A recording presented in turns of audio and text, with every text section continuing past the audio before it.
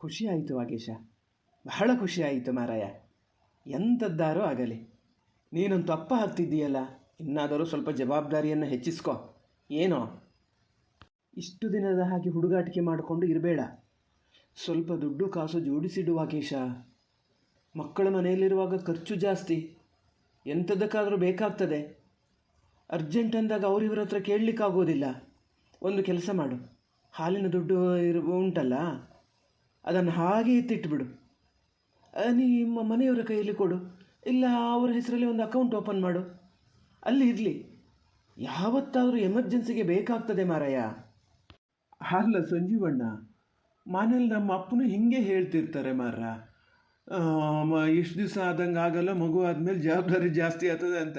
ನಂಗೆ ಈಗೀಗ ಒಂಥರ ತಲೆ ಬಿಸಿ ಶುರು ಆದಂಗೆ ಆಗ್ತದೆ. ಏನು ಕತೆ ಅಂತ. ಎಂಥ ತಲೆ ಬಿಸಿ ಮಾರಾಯ, ಖುಷಿ ಆಗಬೇಕು ನಿನಗೆ. ಅಪ್ಪ ಆಗೋದು ಅಂದರೆ ಏನು ಸುಮ್ಮನೆಯ? ಅದು ಒಂದು ಹೆಮ್ಮೆ ಮಾರಾಯ.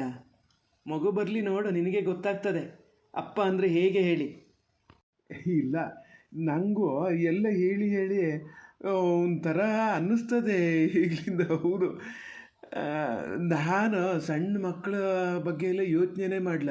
ಈಗ ಸುಮ್ಮನೆ ಕೂತಾಗ ಮೊನ್ನೆ ಒಂಥರ ನನ್ನ ಅಪ್ಪ ಅಂತ ಕರೆದ್ರೆ ಬಾಲೆ ಹೆಂಗಿರ್ತದೆ ಒಂಥರ ಆಗೋದು ಮಾರ ಸಂಜೀವಣ್ಣ. ನಾ ಇಷ್ಟು ದಿವಸ ಹಿಂಗೆಲ್ಲ ಜ್ಞಾನ ಮಾಡಿರಲ್ಲ.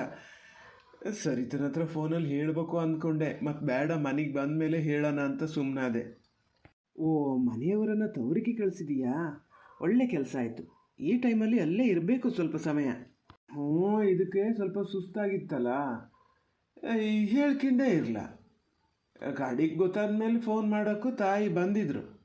ಬಂದು ಒಂದು ವಾರ ಇದ್ದು ಹೋಗೋರು ಕರ್ಕೊಂಡು ಹೋಗ್ಯಾರೆ, ಒಂದು ತಿಂಗಳು ಬಿಟ್ಕೊಂಡು ಕಳಿಸ್ತೀನಿ ಅಂತ. ನಾನು ಮತ್ತೆ ಹೋಗುವ ಅಂದೆ ಸಂಜೀವಣ್ಣ.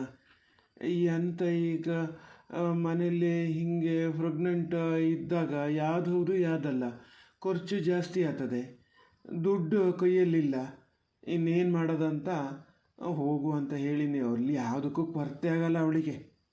ಓ ಪಾಪಣ್ಣಣ್ಣ, ಒಳ್ಳೆ ಗಿರಾಕಿನೇ ಅದೇ ಮಾರ್ರ ಹೋಟ್ಲೊಳಗೆ. ಬೇಡ, ನಾವು ಸುಮ್ಮನೆ ವಾಪಸ್ ಹೋಗೋಣ ಬನ್ನಿ. ಆಮೇಲೆ ಬೇಕಾದ್ರೆ ಅವ್ರು ಹೋದ್ಮೇಲೆ ಆದ್ರೆ ಬರೋಣ ಮಾರ. ಹಂಗೆ ರಾಕೇಶ್ ಏನಾರು ಬಂದಿದ್ನೋ ಅಂತ ಕೇಳ್ಕೊಂಡು ಹೋಗೋಣ ಅಂತ ಬಂದೆ. ಇಲ್ಲಿ ಇವರಿದ್ರೆ ಕೇಳಿದ್ರೆ ಮತ್ತೇನಿಲ್ಲ, ಎಲ್ಲ ಬಿಡಿಸ್ತಾ ಕೂತ್ಕೊಂತಾರೆ. ಅವನೊಬ್ಬ ಮಾರ ಫೋನು ರಿಸೀವ್ ಮಾಡಲ್ಲ. ಯಾಕೆ ಹಂಗೆ ಮಾಡ್ತಾನೇನೋ. ನಾನು ಈ ಎಲ್ಲ ಟೆನ್ಷನ್ನಲ್ಲಿ ಇವತ್ತು ಮಧ್ಯಾಹ್ನ ಸುರಿ ಹೋಗ್ಬೇಕತ್ಲಾಗ ಮನೆಗೆ ಅಂತ ಮಾಡಿದ್ದೆ. ಹೋಗ್ಲೂ ಇಲ್ಲ. ಏನು ಮಾಡ್ಕಿತ್ತಾದನೋ ಏನೋ. ಹೋ ಅನಿಲ ಮತ್ತೆ ಪಾಪಣ್ಣ, ಇಲ್ಲಿ ತನಕ ಬಂದು ವಾಪಸ್ ಹೋಗ್ತಿದ್ದೀರಲ್ಲ? ಬನ್ನಿ ಬನ್ನಿ, ಒಳಗೆ ಬನ್ನಿ, ನಿಮಗೋಸ್ಕರ ತಿಂಡಿ ಮಾಡಿಟ್ಟಿದ್ದೇನೆ. ಓ ಅನಿಲ, ಏನ ಮತ್ತೆ? ಭಾಳ ದಿವಸ ಆಗಿತ್ತು ಮಾರಾಯ ನೀನು ನೋಡಿದೆ. ಏನು ನೆಂಟು ಬಾವನ ಮದುವೆ ಓಡಾಟ ಅಲ್ಲ? ಇಲ್ಲಪ್ಪ, ಮದುವೆ ಓಡಾಟ ಗಿಡಾಟ ಎಲ್ಲ ಏನಿಲ್ಲ, ಸಿಂಪಲ್ ಮದುವೆ ಅಲ್ಲ ಹೆಂಗಿದ್ರು. ಅಲ್ಲ, ನಂಗೆ ಹೇಳಕ್ಕೆ ನೀವು ನೆಂಟ್ರೇ ಇಲ್ಲ ಮಾರ.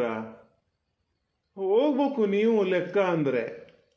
ಪಲ್ಲವಿ ಹೇಳ್ತಿತ್ತು, ಸರಿತಕ್ಕ ಪೂರ್ವಿತಕ್ಕಗೆ ಫೋನ್ ಮಾಡ್ತಿದ್ದೀನಿ, ಫೋನೇ ರಿಸೀವ್ ಮಾಡಲ್ಲ, ಯಾವಾಗ ಬರ್ತಾರೇನೋ ಅಂತಿತ್ತು. ಯಾವತ್ತು ಹೋಗರ್ ನೀವು? ಓ ಸರಿತಾ ಫೋನ್ ರಿಸೀವ್ ಮಾಡಲ, ಈ ಬಹುಶಃ ಎಲ್ಲ ಒಂದು ಕಡೆ ಇಟ್ಕೊಂಡು ತಾಯಿ ಮಗಳು ಅಕ್ಕ ತಂಗಿ ಅಂಥೇಳಿ ಮಾತಾಡ್ತಾ ಇರ್ತಾರೇನಾ, ಫೋನ್ ಬಂದಿದ್ದೇ ಗೊತ್ತಾಗಿರಲ್ಲ. ನೋಡ, ನಾನು ಮನೆಗೆ ಹೋದವಂಗೆ ಫೋನ್ ಮಾಡಿದಾಗ ಹೇಳ್ತೀನಿ ಹಿಂಗಂತೆ ಅಂತ. ಆದರೆ ಮದುವೆಗೆ ಬರೋದೇನು ಗ್ಯಾರಂಟಿ ಇಲ್ಲ ಅನಿಲ. ಪೂರ್ವಿತೇನಾರು ಬರ್ಬೋದೇನಾ? ಸರಿತಾ ಗ್ಯಾರಂಟಿ ಇಲ್ಲ. ಅಂತ ಜಾಸ್ತಿ ಎಲ್ಲ ಓಡಾಡಬಾರ್ದು ಅಂಥೇಳೆಲ್ಲ ಹೇಳ್ಯಾರಂತೆ ಮೊನ್ನೆ ಆಸ್ಪತ್ರೆಗೆ ಹೋದಾಗ. ಹಂಗಾಗಿ ಬರೋಲ್ಲೇನ. ಸರಿತಂದು ಗ್ಯಾರಂಟಿ ಹೇಳಲ್ಲ, ನಾ ಬರ್ತೀನಿ. ಇವ ರಾಕೇಶ ಪೂರ್ವಿತ ಹೆಂಗೂ ಬರ್ತಾರೆ. ನಂಗೆ ಹೇಳ್ತೀಯ? ನಿನ್ನ ಫ್ರೆಂಡಿಗೆ ಹೇಳಲ್ಲ ನೀನು? ಅಲ್ಲ ಎಂತ, ನಾವೊಂಚು ಕರೆಕ್ಟಾಗಿ ಹೇಳಿ ವಾಗೇಶಣ್ಣ. ಸರಿತಕ್ಕಗೇನು ಆರಾಮಿಲ್ಲ? ಏನು ಆರಾಮಿಲ್ಲ? ನಮಗೊಂದು ಇಷ್ಟು ಹತ್ರ ಇದ್ರೂ ಗೊತ್ತೇ ಆಗಲ್ಲ ಮಾರ. ಇವರು ಪೂರಿತವರು ಅಲ್ಲಿಗೆ ಹೋಗ್ಯಾರ? ಛೇ, ರಾಕೇಶ್ನು ನಂಗೆ ಹೇಳಲ್ಲ. ಅವನು ಹೋಗೇನ ಎಂತದ, ಏನು ಆರಾಮಿಲ್ಲ? ಆರಾಮಿಲ್ಲ ಅಂದರೆ ಹಾಗೆ ಹೆದರಂಥದ್ದೇನು ಅಲ್ಲ. ಅಯ್ಯೋ ದೇವ್ರೆ, ಆರಾಮಿಲ್ಲ ಅಂತ ನಗಾಡ್ತಾ ಹೇಳ್ತೀರಲ್ಲ, ಎಂತ ಆಗಿದ್ರಿ ವಾಗೇಶಣ್ಣ? ಅನಿಲ, ಅವನಿಗೆ ಹೇಳಲಿಕ್ಕೆ ನಾಚಿಕೆ ಅಂತ ಕಾಣ್ತದೆ. ಅವನ ಅಪ್ಪ ಆಗ್ತಿದ್ದಾನೆ, ಅದಕ್ಕೆ ಮನೆಯವರನ್ನ ತವರು ಮನೆಗೆ ಕಳಿಸಿದ್ದು. ಓ ವಾಗೇಶಣ್ಣ, ಹಿಂಗ ಕತೆ? ಈಗ ಎಂತ, ಈಗ ಮೊದಲೇ ಆಗಿದ್ರೆ ಸಂಜೀವಣ್ಣನ ಹತ್ರ ಏನಾರು ಸ್ವೀಟ್ ಮಾಡಿ ಅಂತ ಹೇಳ್ಬೋದಿತ್ತು. ಈಗ ಸೇರಲ್ಲ ಮಾರ. ಈಗ ನೀವೊಂದು ಕೆಲಸ ಮಾಡಿ, ಸಂಜೀವಣ್ಣನ ಹತ್ರ ಹೇಳಿಟ್ಟಿರಿ, ನಾವು ದೊಡ್ಡ ದೊಡ್ಡ ಇದರಲ್ಲೆಲ್ಲ ಪಾರ್ಟಿ ಕೇಳಲ್ಲ ಮಾರ, ಇಲ್ಲೇ ಸಾಕು. ನಾಳೆ ನಾಡ್ದಂಗೆ ಬತ್ತೀವಿ ಸಂಜೀವಣ್ಣ, ನಾವು ಹೇಳಿದ್ದು ನೀವು ಮಾಡಿಕೊಡ್ಬೇಕು, ದುಡ್ಡು ಕೊಡೋದು ವಾಗೇಶಣ್ಣ. ಹೂನ ಮರಯ್ಯ, ಯಾವಾಗ ಎಂತಕ್ಕೆ, ಈಗಲೇ ತಗೊಳ್ಳಿ, ಎಂತ ಬೇಕಾದ್ರೆ ತಗೊಳ್ಳಿ, ದುಡ್ಡು ಕೊಡೋ ಕೆಲಸ ನಂದು. ಅಂತೂ ವಾಗೇಶ್ ಅಪ್ಪ ಅತ್ತ ಅದಾನೆ. ವಾಗೇಶಣ್ಣ ಅಪ್ಪ ಅತ್ತ ಅದಾರೆ, ಹೌದು, ಭಾಳ ಖುಷಿ ಆತದ ಮಾತ್ರ. ಅಲ್ಲ ಸರಿ ತಕ್ಕ, ಅಲ್ಲಿ ಹೋಗಿ ಎಷ್ಟು ದಿವಸ ಆಯ್ತು ವಾಗೇಶಣ್ಣ? ಒಂದು 2-3 ದಿನ ಆತ. ಪೂರ್ವಿತ್ ಅವರು ಅವ್ರ ಜೊತೆನೇ ಹೋಗ್ಯಾರಾ? ಇಲ್ಲ ಇಲ್ಲ, ಪೂರ್ವಿತ ನಮ್ಮ ಜೊತೆ ಬರಲ್ಲ. ಅವರ ಸರಿತ ನಮ್ಮ ಬಂದಿದ್ರು ನಮ್ಮನೆಗೆ, ಅವರನ್ನು ಸರಿತನ್ನು ನಾನೇ ತಗೊಂಡೋಗಿ ಬಿಟ್ಟು ಬಂದೆ.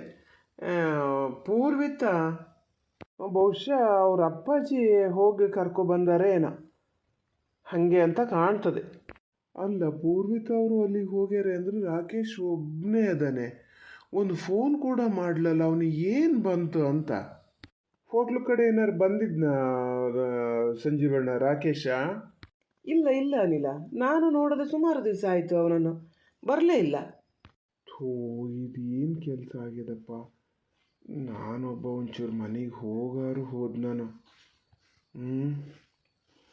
ನಾಳೆ ಬೆಳಗಾಗ ತನಕ ಅವ್ನು ಫೋನ್ ರಿಸೀವ್ ಮಾಡಲ ಅಂದರೆ ಎದ್ದೆದ್ದವನೇ ಹೋಗ್ತೀನಿ ಮನೆಗೆ, ಎಂತ ಮಾಡ್ತಾ ಅದನ್ನೇ ನೋಡ್ತೀನಿ. ಹುಚ್ಚು ಬಡ್ಕ ಆದಿದ್ದ ಆಸೆ ಎಲ್ಲ ಈಗ ಮನಸ್ಸಲ್ಲಿ ಇಟ್ಕೋತಾನೆ.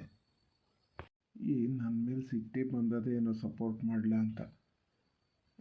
ಹೋಗ್ತೀನಿ, ನೋಡೋಣ, ಸ್ವಲ್ಪ ಸಮಾಧಾನ ಮಾಡಿ ಬರ್ತೀನಿ. ಆತ ಅನಿಲ, ಎಂತ ಯೋಚನೆ ಮಾಡ್ತಿದ್ದೀಯಾ? ಅಲ್ಲ, ನಿನ್ನ ಮದುವೆಗೆ 2 ವರ್ಷದ ಮೇಲೆ ನನ್ನ ಮದುವೆ ಆಗಿದ್ದಲ್ಲನಾ.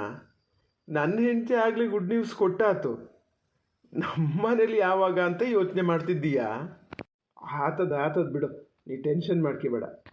ಇಲ್ಲ ಮಾರ ವಾಗೇಶಣ್ಣ, ನೀವು ನೋಡಿದ್ರಿ ಎಂತೆಂಥದೋ ಮಾತಾಡ್ತೀರಿ. ಅಲ್ಲ ಸಂಜೀವಣ್ಣ, ರಾಕೇಶ ಇಲ್ಲೇನಾರು ಬಂದರೆ ಒಗ್ದಿ ನನ್ನ ಹತ್ರ ಮಾತಾಡ್ಕೊಂಡೇ ಹೋಗ್ಬೇಕಂತೆ ಅಂತ ಹೇಳಿ ಆತ. ಆಯ್ತು ಆಯಿತು ಅನಿಲ, ಹೇಳ್ತೇನೆ, ಹೇಳಲಿಕ್ಕೆ ಏನಾಗಬೇಕು ಮಾರಾಯ. ಆದರೆ ಅವನು ಪೇಟೆ ಬದಿ ಬರೋದೇ ಇಲ್ಲವಲ್ಲ. ಬರೋದಿದ್ರೆ ಮತ್ತೇನು ಮಾಡ್ತೀರಿ ನೀವಾರು? ಪಾಪ ಬಂದಾಗ ಹೇಳಿ ಆತ. ಹೇಳ್ತಾರೆ ಮಾರಾಯ. ಸಂಜೀವಣ್ಣಗೆ ಯಾವ್ದಾರು ಒಂದು ಕೆಲಸ ವಹಿಸ್ಕೊಟ್ರೆ ಅದನ್ನು ಸರಿಗೆ ಮಾಡದೇ ಇದ್ದಿದ್ದು ಅದೆಯಾ? ಅವ್ರು ಹೇಳ್ತಾರೆ. ಅಲ್ಲ, ರಾಕೇಶ ಫೋನು ರಿಸೀವ್ ಮಾಡಲ ಅಂತ ಹೇಳ್ತೀನಿ. ನಾನು ಫೋನ್ ಮಾಡೋಕ್ಕೂ ಹೋಗಿರಲ್ಲ ಮಾರಾಯ, ಈ ಎಲ್ಲ ಟೆನ್ಷನ್ನಲ್ಲಿ. ಹೆಂಡತಿ ಬೇರೆ ಮನೇಲಿಲ್ಲ, ಒಬ್ಬನೇ ಏನು ಮನೇಲಿ ಕೂತು ಮಟ್ಟೆ ಇಡ್ತಾನೇನ. ನೀವೊಂದು ಫೋನ್ ಮಾಡಿ ಹೇಳು ಅನಿಲ. ಹ್ಞೂ, ಒಂದೊಂದು ಸತಿ ಹಾಗೆ ಮಾಡ್ತಾನೆ ಅವ. ನಾಳೆ ಬೆಳಿಗ್ಗೆ ಹೋಗ್ತೀನಿ ನೋಡೋಣ, ಮನೆ ಹತ್ರನೇ ಹೋಗ್ತೀನಿ.